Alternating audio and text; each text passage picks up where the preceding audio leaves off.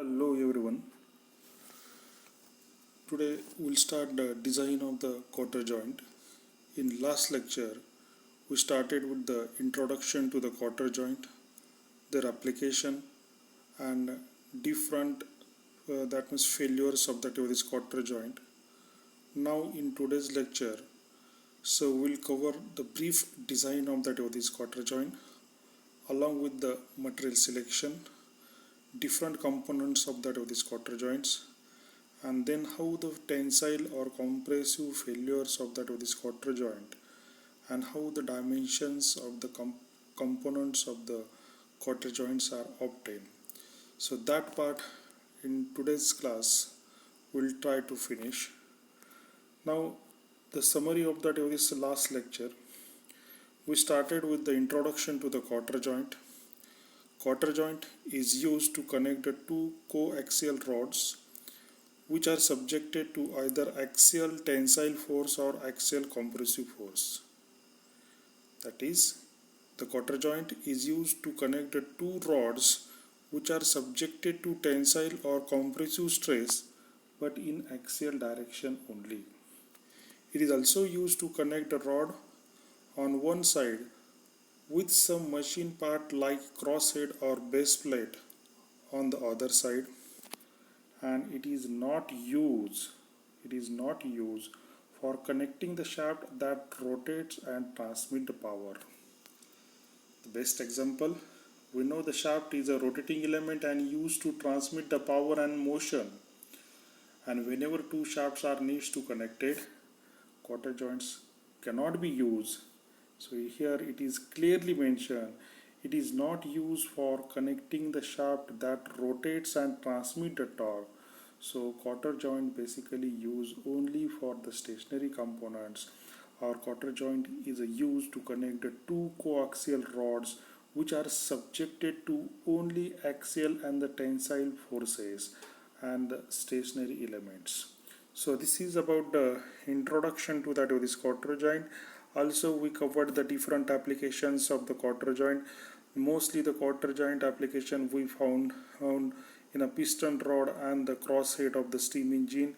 It is also observed in a joint between the slide spindle and the fork of the valve mechanism. It is used where the use in a piston rod and the tail or pump rod. Also we found the application of the quarter joint in a foundation bolt. Now coming toward the design of this quarter joint, first we see that assembly drawing of this quarter joint, where we'll see the different components of this quarter joint. So this is the figure which shows the different components of this quarter joint along with the different notations used. So basically quarter joint having the three main components. So the first component, it is the rod A, which is called as a socket. Second component, which is a rod B, which is called as a spigot, and third component, which is called as a quarter. So assembly of these three components are used to connect the two rods. Basically this part rod A and the rod B are coupled together with the help of this quarter inserted in a rectangular slot. This is the rectangular slot is made in between that socket and the spigot, as it is called as a socket and this one is a spigot. Therefore this joint is also called as a socket and the spigot quarter joint. A rectangular slot is made in which this quarter is inserted, which is having the wedge shape. It is having the taper shape. This type of this taper shape is there to the one side of this quarter. The advantage of this wedge shape is that due to this taper shape, it is tightened in a assembly of this socket and the spigot. So there is no chances of loosening of this quarter in a working condition. Also this taper having the advantage for the removal of this quarter, it is easy to remove from the assembly, and therefore So this type of that this taper is given in a proportion of 1:20, 1:30, up to the 1:50. So that side, that standard taper is given to the one side to that of this quarter. Now coming towards the material use for these three component may be from that of this ductile family. So the quarter is basically made with the plain carbon steel. We can select the same material for all these three components, or the different material for these three components. Socket and the spigot, again it is from that of this ductile family. We can select the plain carbon steel or the alloy steel, and for quarter also we can go with the plain carbon or the alloy steel. After selecting that of this material, now coming towards that of these different notations used before going to the design of that of this quarter. So here you will observe the different notations used for the different dimensions of the components of that of this quarter joint. Small d, see here, this is a small d. Small d, which is the diameter of that of this rod from both the sides, either socket or the spigot. D1 is the D1 is the diameter of that of this socket. D2 D2 so D2 is the diameter of the spigot. See here, this is a D2. Then next one is the D3. D3 is the diameter of the spigot collar. D4 is the diameter of the socket collar. Then T, small t, T is the thickness of that of this quarter. Small b, B is the average width of that of this quarter. T1 is the thickness of that of this spigot collar. Small a is the distance from the end of the slot to the spigot end. Small c is the distance from the end of the slot to the socket end.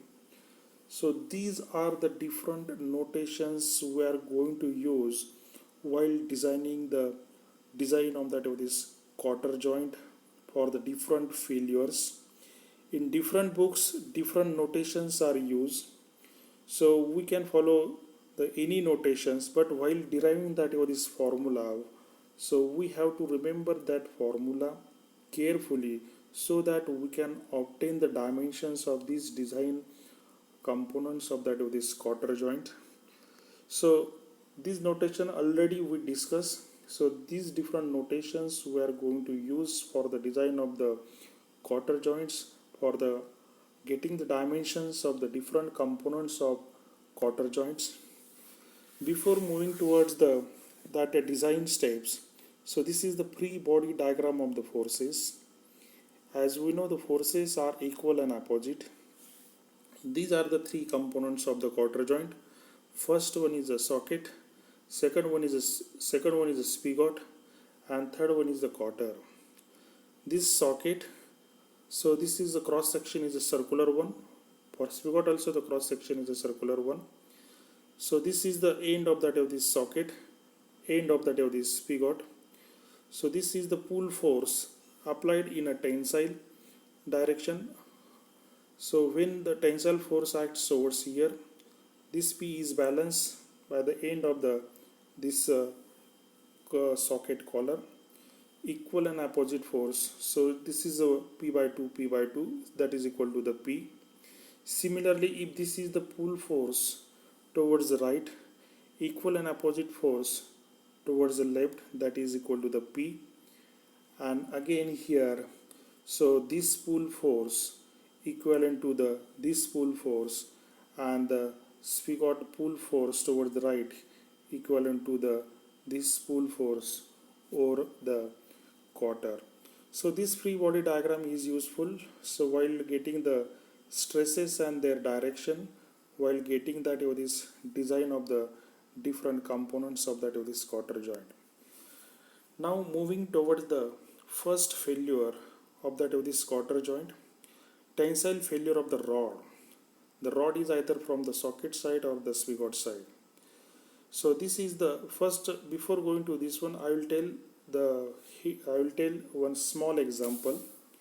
So we know in a last lecture we see in the different types of the stresses. We know the tensile stress, the forces in opposite direction.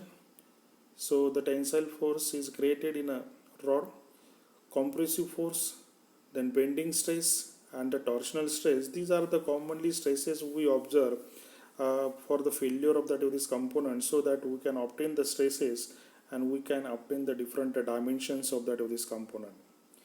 You take the example of the any metal rod. When this metal rod is stressed on both the sides, okay, so that kind of the stresses on a metal rod is called as a tensile stress.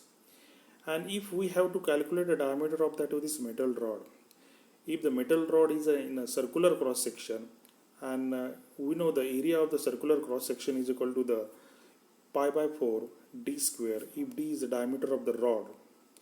And we know the stress. We also know the stress.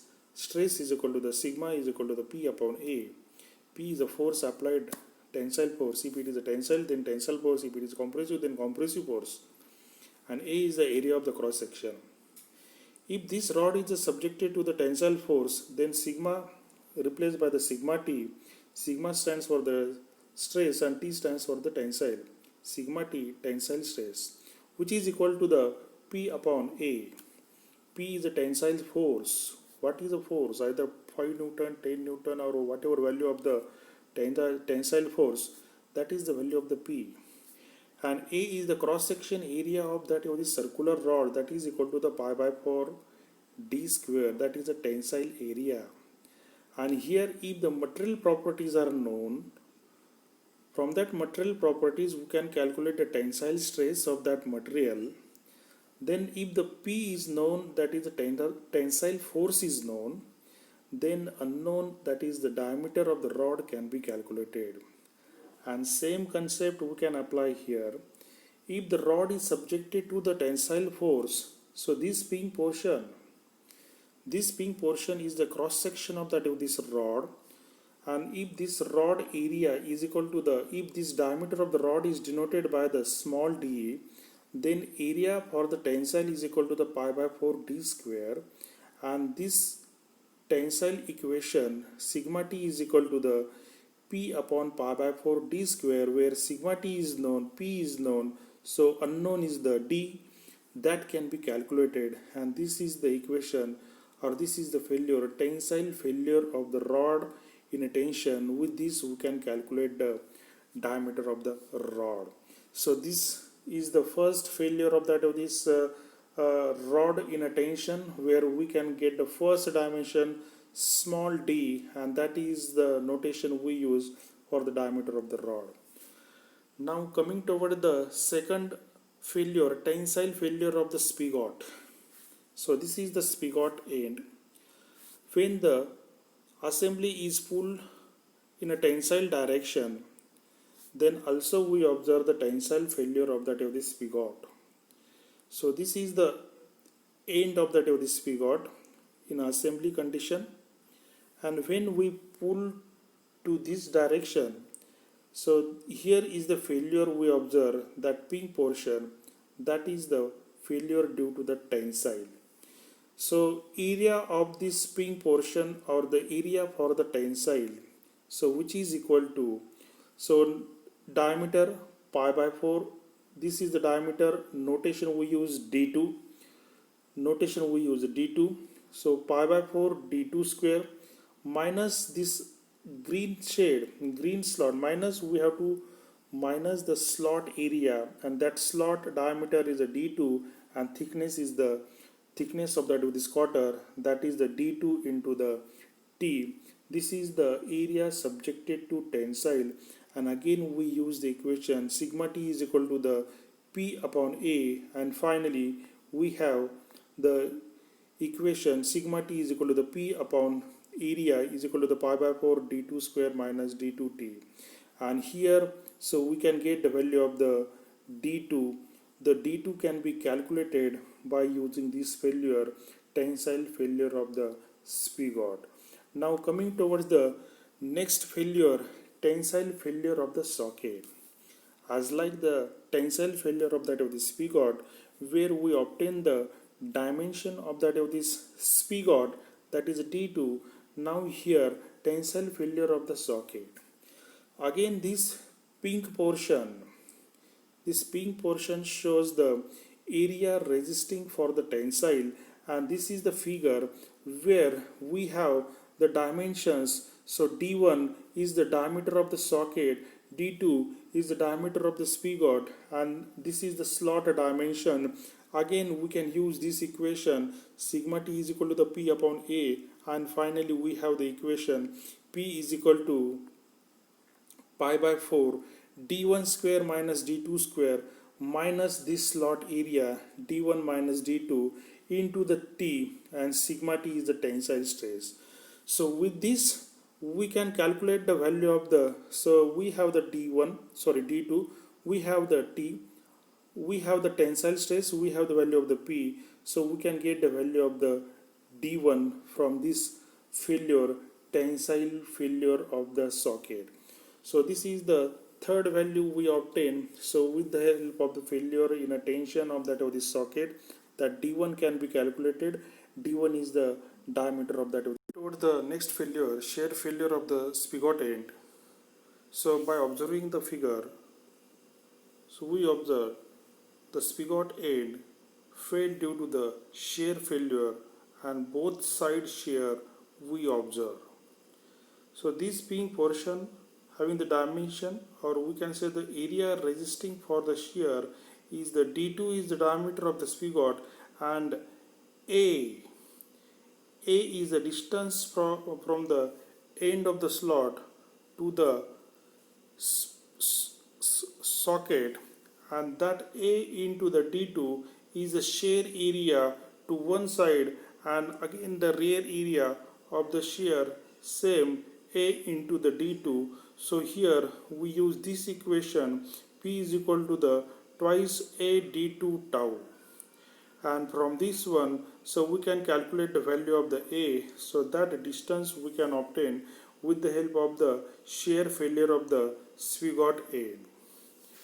Now coming towards the next failure, shear failure of that of the socket end. So as like the shear failure of the spigot end, here also the socket end subjected to the shear failure, and this pink portion again here the double shear. So above that of this top one, and the to the lower side of that of this socket collar, so we have double shear, and the shear area can be calculated. We know the diameter of that of this socket collar is denoted by the D4. We know the diameter of that of this spigot is a D2, and we have the final area for the shear. So shear area, which is equal to D twice D4 minus D2 into C, that is the pink portion, and that is the double shear. Finally we use this equation, and D4 can be calculated, so with the help of this failure. So here by using the shear failure of that of the socket end, so we'll get the D4, and D4 is the diameter of the socket collar. Next, crushing failure of that of the spigot end. Crushing is very similar to that of this compressive failure. Crushing failure, see this portion of that of this pink portion, which is the area for the crushing, area resist for the crushing. When the socket and the spigot joint, quarter joint, subjected to tensile force with that quarter, the portion of that of the spigot subjected to the crushing stress, this is the portion where unshaded portion is subjected to crushing failure, and unsubjected portion area is nothing but the area resisting for the crushing, and area resisting for the crushing is equal to the D2, which is the spigot diameter and T is the thickness of this quarter. So finally we use this equation for the crushing stress, and by using this one crushing stress can be calculated. So this is about the crushing failure of the spigot A. Similarly we have crushing failure of the socket A. So again here, when socket and the spigot quarter joint in a with the quarter, when it is subjected to the tensile force due to the portion of that of this quarter, again the part of that of this socket subjected to the crushing stress, and this area resisting for the crushing is equal to the T4 minus D2 into the T, and again we use this equation to calculate the crushing stress or crushing failure of that of the socket A. So again here we can use these equations for the design check of the dimensions of that of this crushing stress. Next, coming towards the most important failure of that of this quarter of the major element, because quarter is the major element in assembly of that of the socket and the spigot joint, and here the quarter may fail due to the bending, or one more failure may possible is due to the shearing failure. But in most of the cases, or we can say in majority of the cases, the quarter is failed due to the shearing failure. Why?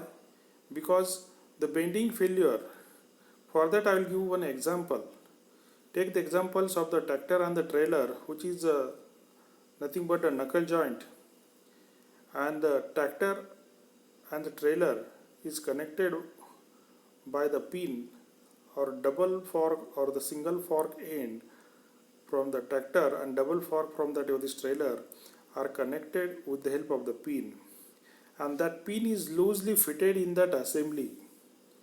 There is a large clearance between the pin diameter and the hole diameter, and therefore again these stationary joints are subjected to tensile and the compressive stress. Due to this tensile and the compressive stresses, the rod or the pin may fail due to the bending, or in majority of the cases we observe the pin is in bending shape. But if the same pin is fitted in a finger tight hole, there is a zero clearance or no clearance, and if this pin is inserted by press fit, and whenever the tractor or trailer in between these two, whenever there is axial and the tensile and the compressive force exerted, at that time that pin will be failed due to the shearing failure, and the shearing will be on both sides. And same is the case here. Very rare chances that quarter in a quarter joint fail due to the bending failure. This is only when the quarter is loosely fitted. When the quarter is loosely fitted in assembly of the socket and the spigot joint, or if quarter loosen from its position, then there is a chance of failure of this quarter in a bending failure.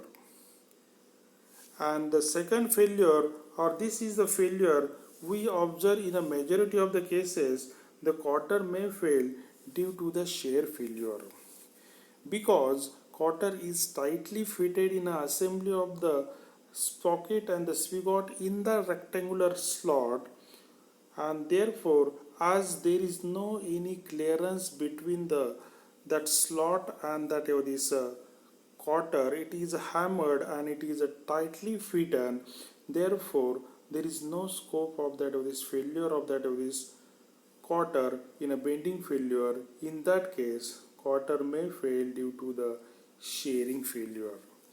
Here double shear may be there, and we know the area average width of the quarter is equal to the B and thickness of the quarter is equal to the T. So here double shear area to one side B into the T, other side B into the T. So this is the equation we can use to calculate the shear failure of the quarter, and from here we can calculate the value of the B. B can be calculated, and that B is equal to the average area of average width of that of this quarter. So here, by the way of shear failure, we obtain one more important dimension of the quarter, that is a B. Coming towards the last failure of that of this spigot collar in a crushing, because only one dimension is remaining, that is a D3. D3 is the diameter of the spigot collar, and to obtain the diameter of the spigot collar, we have the crushing failure. Crushing failure when the assembly subjected to tensile or compressive force, the pink portion represent the crushing area. The crushing area can be calculated pi by 4 d3 cube minus d2 cube, where d3 is the diameter of the spigot collar, and d2 is the diameter of the spigot. And with the help of this, we have the equation, and from here we can calculate the d3. So like this, all the dimensions we calculated by using these different steps for the design of that of this quarter joint. So this completes the design of that of this quarter joint. Once we have the input data like the material properties, factor of safety, then if we have the tensile or the compressive stress, and if we have the application of that of this application for which we have to design the quarter joint, then by the use of these different relations or failure relations, we can obtain all the dimensions of the components, and we can able to draw the detail and the assembly drawing with the help of these calculated dimensions. Also, few of the steps are there where we can give the design check whether the design is safe or not. That also we can give it with the help of these different failures. So this is the basically procedure we use for the design of that of this quarter joint. Very simple machine components.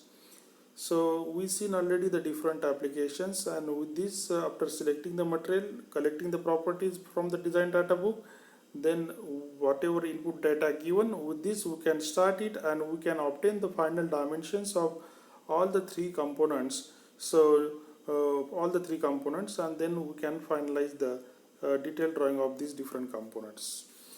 Also at the end we'll see some of the standard proportions used while solving the problems in an exam. So these are the some standard proportions we use. Either we can remember, so it is a simple to remember, where it is given d1 is equal to the 1.75 times the small d, where we know the small d is the diameter of the rod, d1 is the diameter of the socket, d3 is the diameter of the socket spigot collar, which is equal to the 1.5 times d, a or c is equal to the 0.75 times the small d, t is the thickness of the quarter, that is equal to the 0.31 times the d. Clearance is given 1.5 to the 3 mm. Taper to the quarter, it is commonly used 1 in 32 or 1:32. D2 is given 1.2 times of the small d, that is the diameter of the spigot is equal to the 1.2 times the diameter of the rod. D4, so that D4 is the diameter of the socket collar, which is equal to the 2.4 times the d. B is equal to the 1.6 times the, that is the average width of that is quarter, and T1 is the thickness of the socket collar, that is equal to the 0.45 times d. So these are the approximations. So from the trial and error or from the different iterations on a design of that of this quarter joints. So we can also use these different standard proportions of the quarter joint, or we have to remember these different formulas for the different failures, so that if any problem is there, numerically is there on a design of the quarter joint, so we can adopt this procedure and finally we can obtain the dimensions of the various components of the quarter joint. So students, today we'll stop here. So in next lecture we'll start a new machine component design, again very similar to this one, but one more different for application. We observe the extensive use of this type of the joint. The name of the machine component is a knuckle joint. We'll see that knuckle joint introduction, applications, then we'll go for the components of the knuckle joint, and again we'll finish on the same day design of this knuckle joint. So today we'll stop here. Once again, thank you very much to all of you for patient listening. So thank you once again.